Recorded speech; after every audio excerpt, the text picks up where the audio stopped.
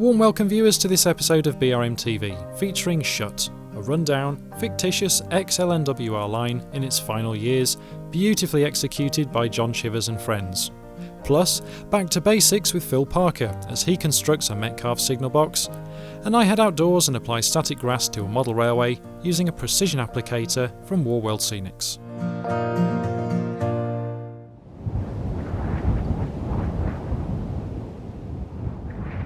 One of the key bits really are the derelict buildings that say to everyone, right, this is the end. Platforms are really overgrown, some of the track work is in place, and then some of it is just been completely ripped up. We use the Silfor miniature static grass. It's just 3 colours for the whole layout, which I varied in tone to give the layout a complete look, but you can vary it depending how lush or how dry you want it to look. On top of the static grass, where you want some sort of plant material, we then gone for the Woodland Scenics fine turf and just glued it to the top to give the grass look. Or you can go for like the heather look, which is the flowers, where you go for the different colours then. The brambles themselves are synthetic hair, which you tease apart, mat up between your hands, then spread it apart. And then with a spray glue, you can then apply some scatter onto it. That's what we've done for our hedges and our brambles as well. The beauty of this layout is it's not actually depicting anywhere in particular. There's about 3 or 4 items which are LNWR, but otherwise it doesn't really depict anywhere. So anything that really fits in, as long as we run the right loco and the right brake van, you can get away with it being anywhere.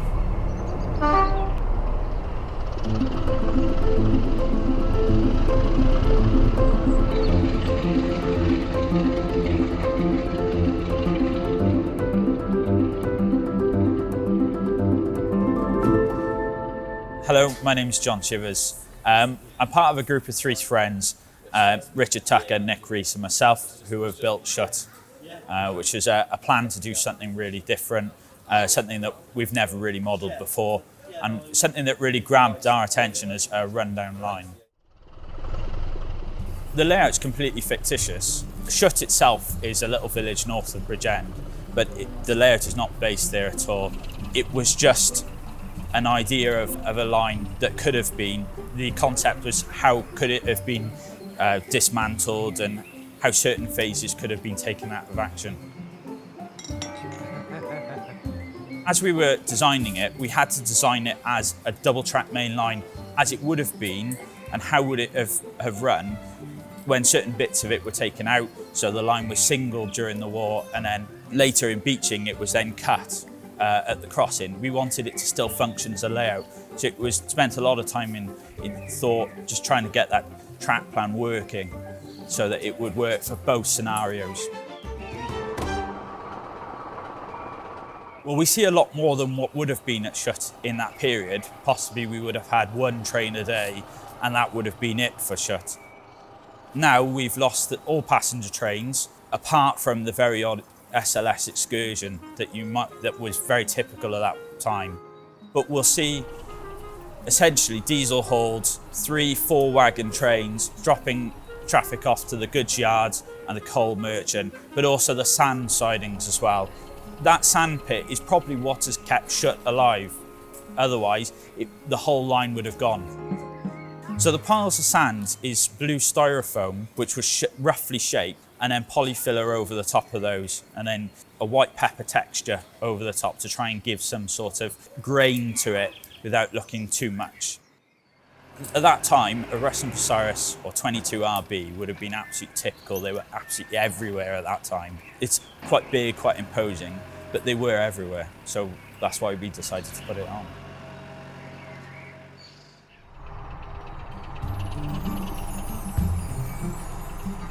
The ballasting is a labour of love by Richard Tucker. He spent a lot of time getting it right and getting it tamped so it looks flat. You can see a lot of times it's very rough ballasting, but this has been tamped so it actually looks flat. And it took a long time to ballast even this small layout that way, but that's how it was done.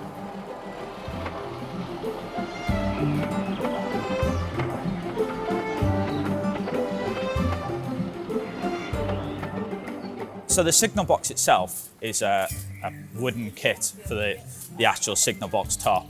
Not that you can see a great deal of it now.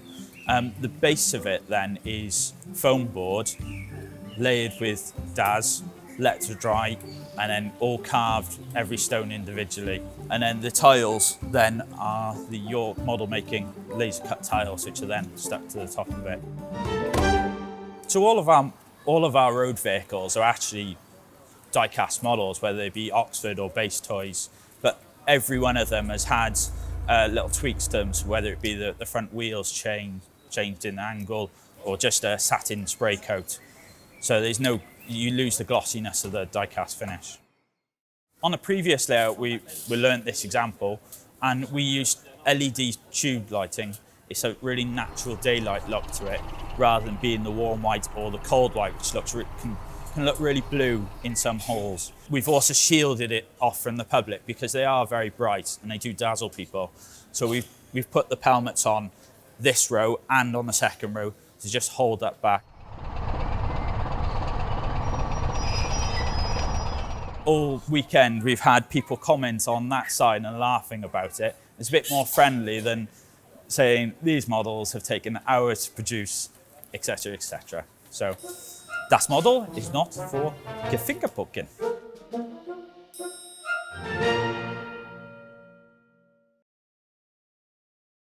Today's project is to have a look at this little Metcalfe kit, the small signal box based on Goatland.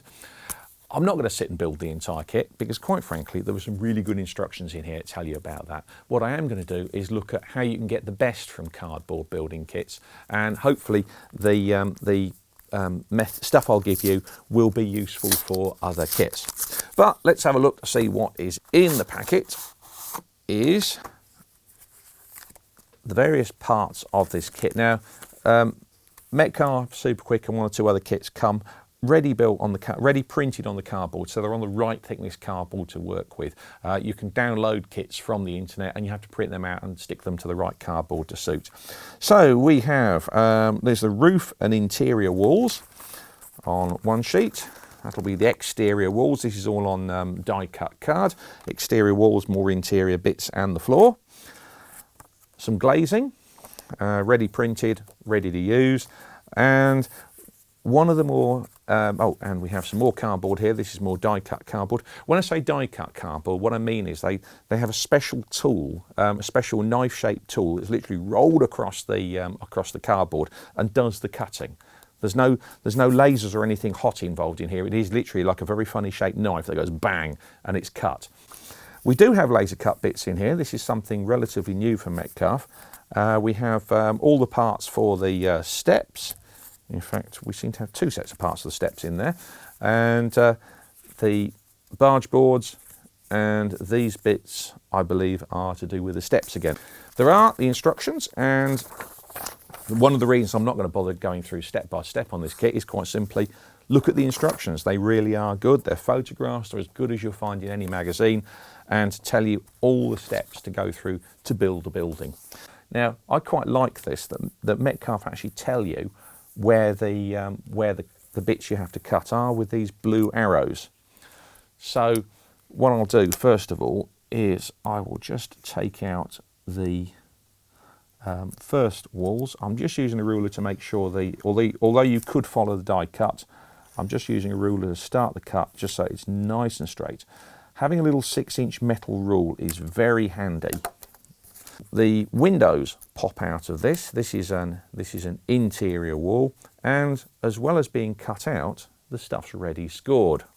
So look at that. That's how it's going to go together. Now there are a few jobs here that we're going to need glue for. The first thing is, obviously, we're going to assemble all the card bits of the kit. You can use a nice big bottle of PVA. PVA glue works perfectly well, but to be honest, a big bottle like that is a nuisance.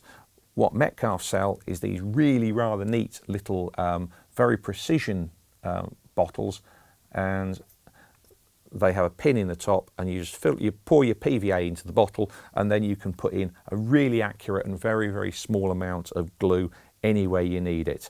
The pin just stops the glue gumming up the fine nozzle.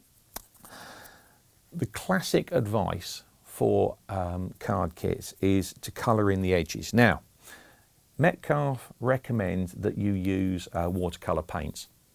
You can do, I find that a little bit messy.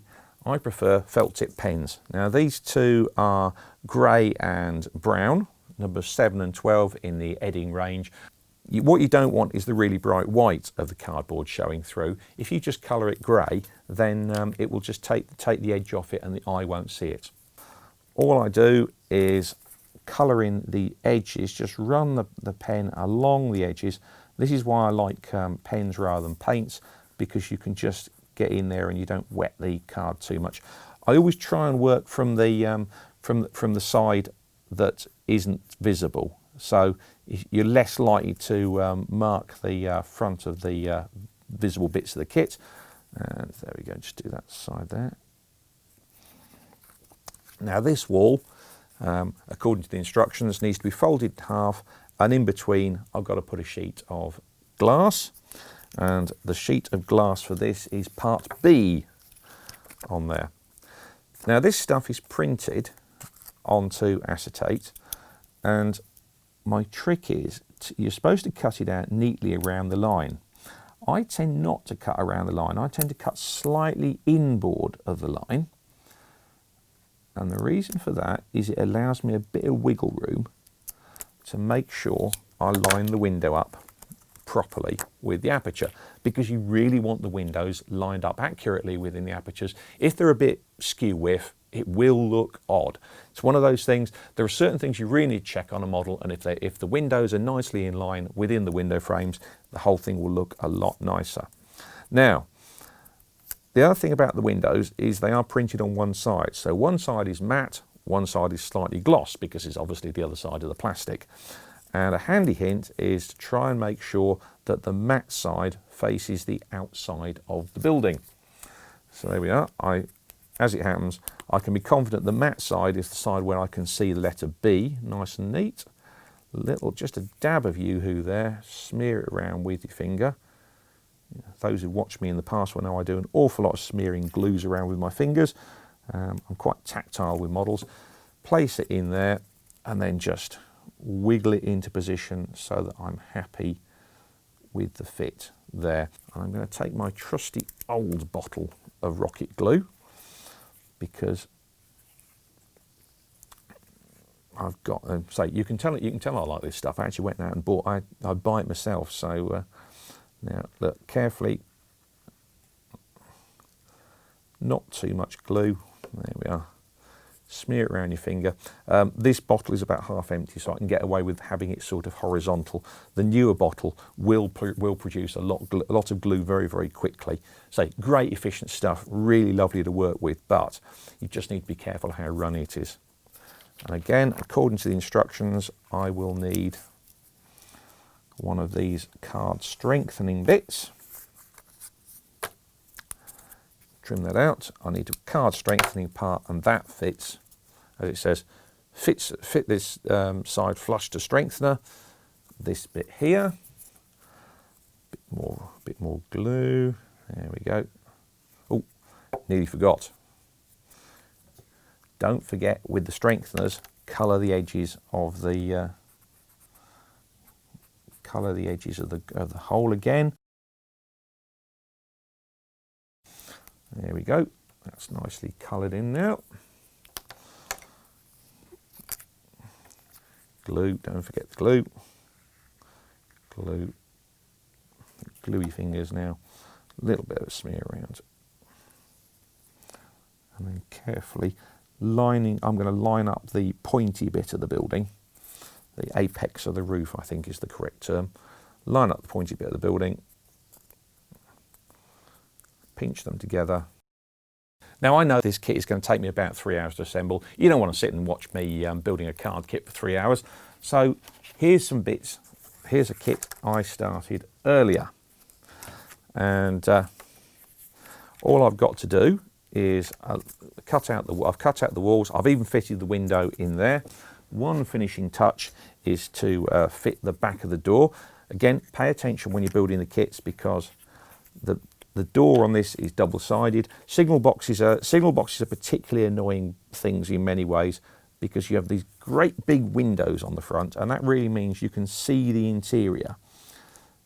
Metcalfe do quite a nice signal box interior if you want to add more detail. I've built one of those in the past. There we are. Door actually swings a little bit. It's quite a nice touch to leave the door partly ajar. It just looks like there's somebody in the building then, even if there isn't somebody in the building. Doors being ajar works a treat. Just got to do the trick with the pen now, running that down the edge, or carefully down the gap. You notice I'm bending the wall back on itself more than I need. It just opens up the white card so I can really get in there with the pen. Again, a little bit of glue. This is one of these kits where it really does pay to read the instructions, because there's some very, like a lot of card kits, there's some really, really clever design touches in here.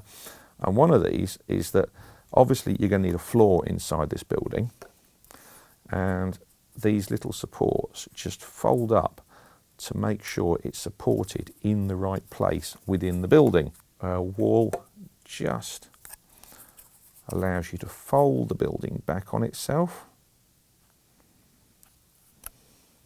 There we go. Trying to keep it nice and neat so the bottoms are nice and aligned. And there we have our signal cabin is starting to come together. This should just drop into the building and sit at the bottom. I'm going to drop a bit more glue in the bottom into the corners. This stuff's so run it will wick into the joint quite nicely.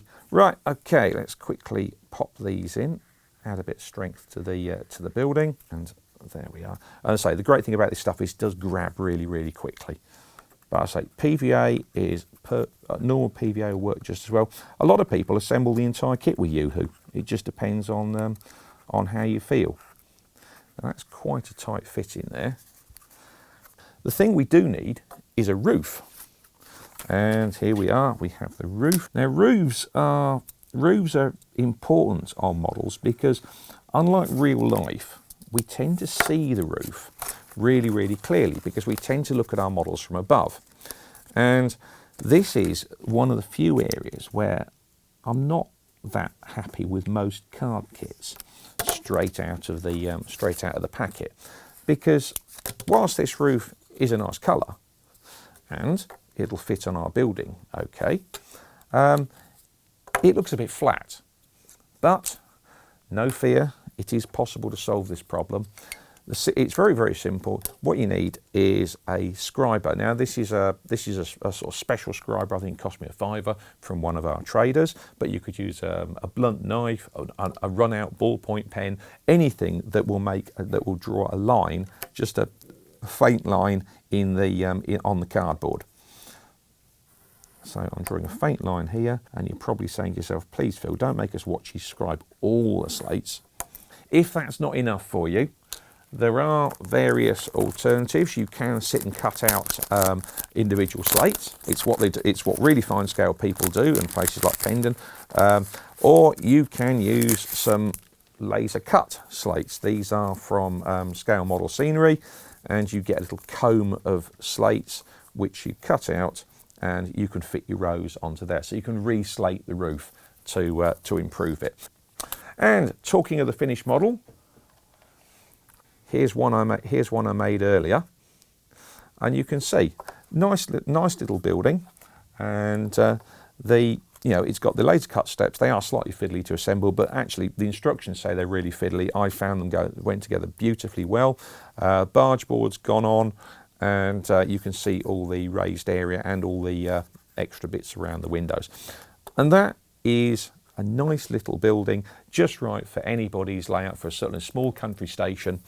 And I say about 3 hours assembly time. So it's not even going to eat up too much of your modelling time to produce, and you get the satisfaction of having built the model yourself.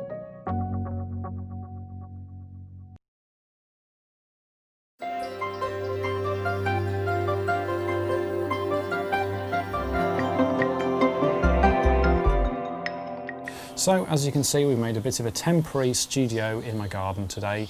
We're going to talk a little bit about static grass. Now there are different static grass applicators available on the market, but I thought I'd test a product today from a company called Warworld Scenics because it produces a device which is a little bit unique in the market for static grass applicators, and this is it. It's called the ProGrass Static Precision Applicator. So the way a static grass applicator works is it's got a positive and negative charge. In this case, that's between the applicator mesh on one end and the little crocodile clip at the other. And you've always got the traditional length of cable that goes between the two. Of course, providing the current to all of this is a little 9-volt battery inside the device, and you just switch it on with this little simple on-off switch. That's all there is to a static grass applicator. There's nothing really much to be worried about, except if you've got something like a pacemaker. They always recommend that you don't use them if you've got a pacemaker or any electronic fitted medical device. And like all static grass applicators, you fill it up with the static grass fibres of your choice, varying different lengths, and away you go. One of the key advantages of this though is that because it's got a small head, you're not going to get it all over the layout. If you want to apply a little bit of grass to one specific area, say against a fence or a building or a little alleyway, it's very good for getting into those little holes and corners and nooks and crannies on your layout. So I'm going to give it a go, and I'm going to do it with one of its other products, which is also pretty much unique to it as well, and that is a static grass layering spray. This is available in a 400 milliliter can format. It's a spray solvent adhesive, and you simply just apply it to whichever areas of layout you want to, just like you would do with a PVA glue, and then apply your grass over it. One of the key advantages of this though, unlike say PVA glue, is that it dries pretty much straight away, so you've got to work quickly. So one of the things I want to test beforehand is the spray pattern of this static grass glue, and it's purely because I don't know how wide the pattern is that comes out of this solvent can. It's the same when you're spray painting really. It's recommended that you apply it just neat to a piece of card or whatever, just to see how far and how high you need to be a distance between the can and your application. So okay, so you can see it's actually quite neat. There's a very fine spray pattern there. It's not coming out like a massive mist. So we've now tested that. And I'm going to load up the static grass precision applicator with some beige 2mm fibres, just a few in the cap there. It's important when you're working with a static grass applicator that you only fill it about half full with the fibres, and that's just because when you start shaking it, you need room for those fibres to move around to then loosen up and be attracted through that little mesh grill and onto your layout. So that's about all I'm going to add in there, as you can see, and we just put this cap back on place. With this applicator you don't actually need to have a pin straight into your layout.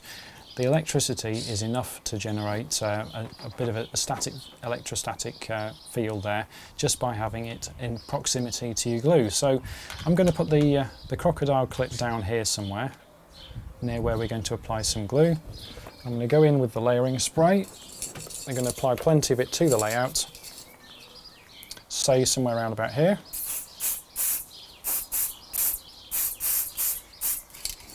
And we're going to switch it on and just go in there with the fibres. Now this is 2mm grass, so very, very short, but you can start off with 2mm and then work your way up to higher levels of grass. So I'm going for a bit of an abandoned wasteland look here at the moment. So you can see we've got a little bit going on there. Let's go a little bit around some of these bushes. You can be haphazard with the glue. You don't need to have it all in one area. That's how you get your patchy grass. So let's have a little bit over here. And it's challenging working outside because we've got a little bit of wind today, a bit of a breeze, and the grass wants to go in one direction, but we just approach the crocodile clip a bit closer. So we'll just leave that there, we'll switch it off. So that was our 2mm, and you can see we've almost pretty much exhausted the contents there just in that little short space, so it's something that you have to keep reloading a lot. I'm going to go in now with some patchy 4mm. Or actually no, we've got some dead 2mm. Let's build up some different hues. Let's add a bit more glue around here. And we'll just go in there with the applicator.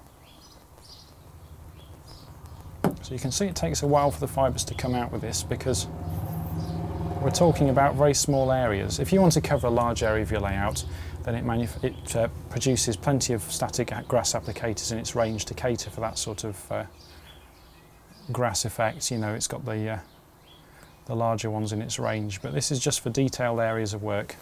You can see we're missing a little bit in the middle there, so just go over again with the spray. I might need to load it up again.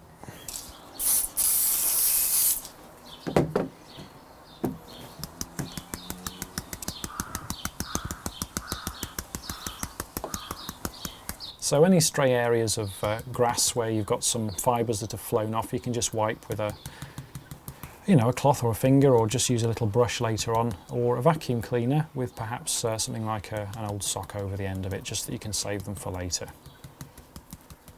So in summary, that's all you need to do. The same basic principles apply to all static grass applicators really, starting off with a 2mm, working up to 4, 6, etc.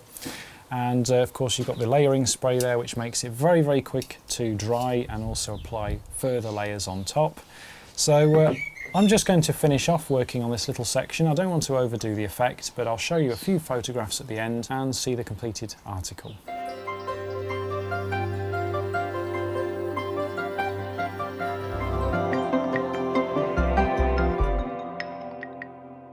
And you know the drill, unfortunately that's all we have time for this month, but rest assured there'll be plenty more model railway action next month. Until then, happy modelling.